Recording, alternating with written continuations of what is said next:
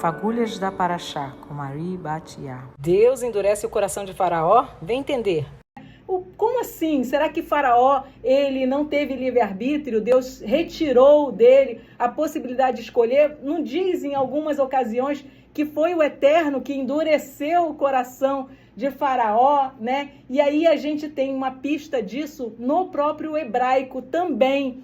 Porque, na verdade, até a quinta praga, o Faraó, ele endurece o próprio coração, né? Por exemplo, Êxodo 8:15, quando o Faraó viu que houve alívio, endureceu o seu coração. Então, foi o próprio Faraó que endureceu o seu próprio coração, né? Aqui, a palavra em hebraico é kavod, que é traduzida em algumas vezes por glória, porque é um peso, algo denso, intenso. Kavod é 3 letras em hebraico, kaf, bet, dalet, né? Kavod, pesar, endurecer. E o retrato é um coração pesado de pedra, um coração duro, né? E a gente vê com Mashiach também, quando ele cura o homem da mão ressequida lá, né?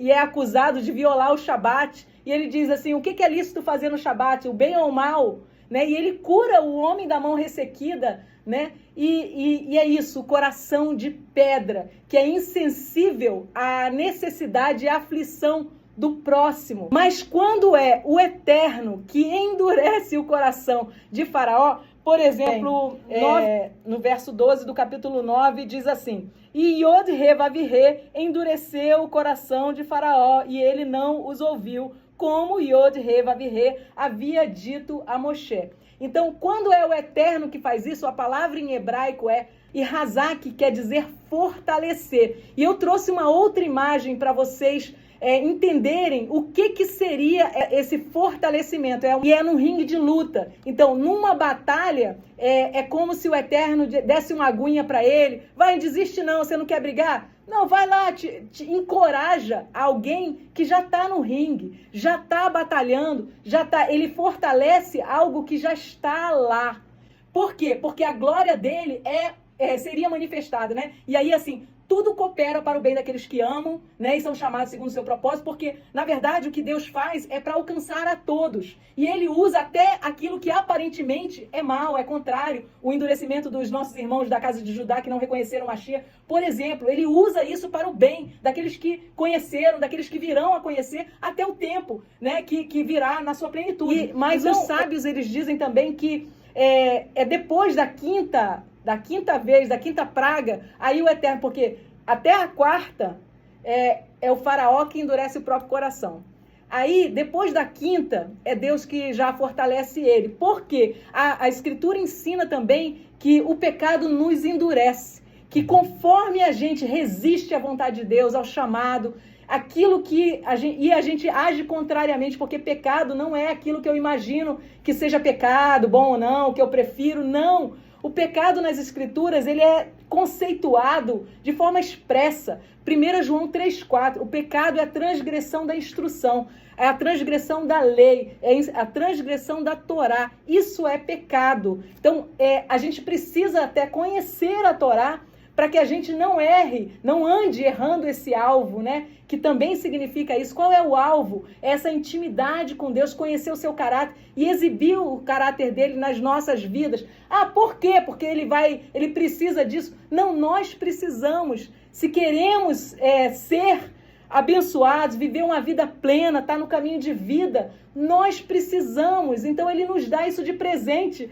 Essa semana, uma amiga querida que caminha na Torá comigo me disse assim, olha, eu vejo a Torá como se fosse um pai que tem 2 rins e ele tira um rim e entrega para o seu filho para ele viver, né? E como que a gente, tipo assim, a Torá seria esse rim, é uma parte dele mesmo, né, que ele nos dá, né? E como não amar essa instrução, e como não amar esse presente, como não reagir a isso, né? Então, se hoje nós ouvirmos a voz dele, não endureçamos os nossos corações, temamos e busquemos conhecer, porque conhecendo nós melhor viveremos e vivendo nós herdaremos bênçãos e seremos imagem dele para que outros conheçam também através das nossas vidas, né? Então nós temos que ter uma justiça além das do fariseu? Sim. Por quê? Porque precisamos ser essa imagem. Não pode ser uma religiosidade meramente exterior,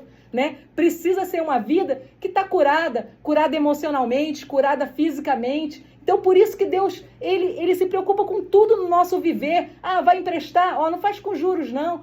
Faz dessa forma. Você tem uma disputa com teu irmão? Resolve, não leva ele para o tribunal, não. Você vai comer? Olha, é assim. Procura esse alimento dessa forma, o que morreu de si mesmo, olha, aquilo ali vai te fazer mal. Então, Deus, ele não se revela dentro da Torá, na mentalidade restaurada, ele não se revela num dia específico, num lugar específico. Ele quer ser conhecido por nós, para que nós saibamos que em cada detalhe do nosso viver e do nosso atuar, nós precisamos reconhecê-lo. Reconhece-o nos teus caminhos e ele endireitará as tuas veredas, o teu caminhar maravilhoso.